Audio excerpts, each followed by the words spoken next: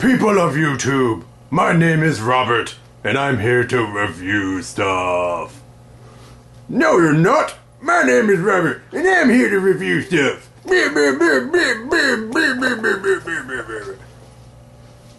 Actually, they're both wrong. That's me! Today I come to you to review one of the biggest movies in theaters right now. Perhaps not in terms of box office or quality, but definitely in terms of scale. And that movie is Pacific Rim. Sometime in the near future, an interdimensional portal opens up on the bottom of the Pacific Ocean. And up from this portal comes giant monsters known as kaiju. So obviously this turns out to be bad times for any humans living on the beach. But instead of deciding to give up their beachfront property, humans decide to build giant robots known as Jaegers in order to do battle with the kaiju.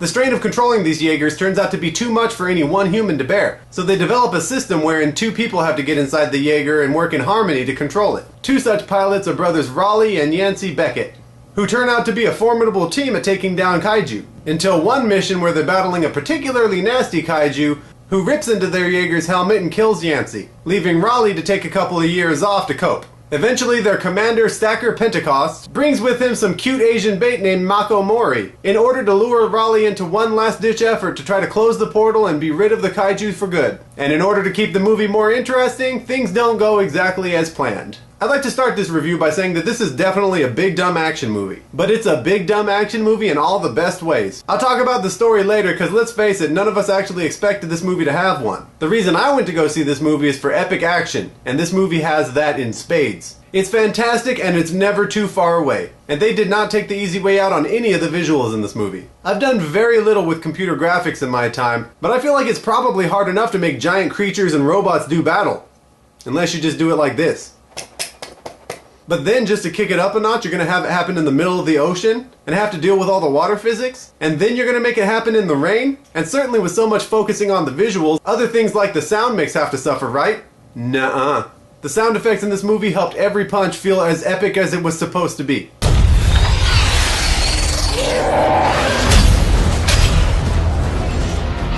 And the action in the movie was so delightfully over the top. I mean, one of the Jaegers uses a freighter ship as a baseball bat. Although I did kind of take issues with that, because I'm pretty sure they don't build boats that well. Haven't you seen Titanic? The front half of that thing lifts out of the water and the entire thing cracks in half. Let alone the entire thing being dragged down the street by a giant robot and then smashed into the head of a giant monster. But when he gets bored of that, the giant robot goes all Voltron and whips out Ivy's sword from Soul Calibur and starts going to town with that. I would have to say that I did not appreciate the gag that they went for with the kinetic balls. That gag made my kinetic balls hurt. The story in this movie was pretty basic, but I wouldn't say it was bad. I guess what I could say about the story is it successfully filled the spaces in between giant creatures punching each other. One of the big issues I took with the story is that the government was deciding that they were going to get rid of the fairly successful Jaeger program in exchange for the constantly failing giant wall program. Enormous walls can't even keep Mexicans out. How are they going to keep out giant monsters? Hell, when we're first introduced to the wall, it's by watching a kaiju tear through it like toilet paper. And when that wall fails, one of the Jaegers even comes in to save the day. How in the fuck are you standing by this plan? Are you just gonna throw the wall up and hope that the kaiju get so bored by your drab walls that they go home? I would say the greater majority of the performances in this movie succeeded. They did not blow my mind, but they did great for what they were trying to do. Charlie Hunnam carried the movie fairly successfully. He made a good hero, but I would have to say he makes a really shitty doctor. I base that almost entirely on the point in the movie where he tells Mako that they should check the pulse of the giant kaiju they just knocked down, and he does so by shooting it in the chest with a pulse cannon. Do you think he'll make it, Doctor? Nope, no pulse. It made me really nervous later on when they thought one of the human characters were dead, but someone else handled it with the tried and true fingers to the neck technique. I thought Idris Elba did a good job in the movie, but I didn't like his character. Like when he said that Raleigh and Mako weren't physically compatible enough to drive a Jaeger. Are you kidding me? Nature made them physically compatible, if you know what I'm saying.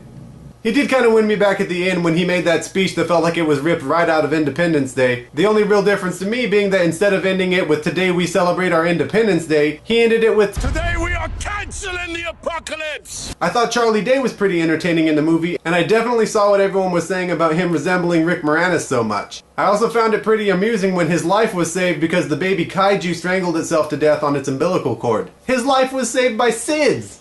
Everyone always acts like it's such a bad thing. I did find his partner to be annoying more often than not, and not just because he did the absolute worst job miming typing on a keyboard that I've ever seen in a movie. I'll go into the kaiju's brain with you, partner. Let's do this.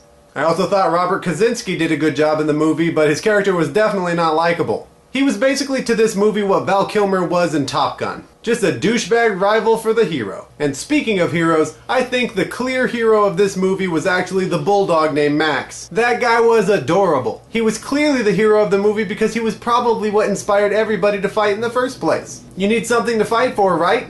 Why not that smushy face? Pacific Rim was basically exactly what I expected it to be, but with all of those qualities amped up to the point of excellence. The story was negligible, but it wasn't bad, and the performances were all great, but not mind-blowing. What did blow my mind was the huge, frequent, and exciting action scenes in this movie, and the English Bulldog. And because of those things, and especially the English Bulldog, I am definitely going to recommend that you get to the theaters to check this movie out. You could wait for this movie to come out on Blu-ray, but I feel like there's no way you could have a home theater setup that could even come close to matching the epic scale of this movie. So get to a theater already. That's all I have to say about Pacific Rim. Don't forget to like and comment on this video and subscribe to this channel. So that's all for now. My name is Robert and Pacific Rim has just been reviewed.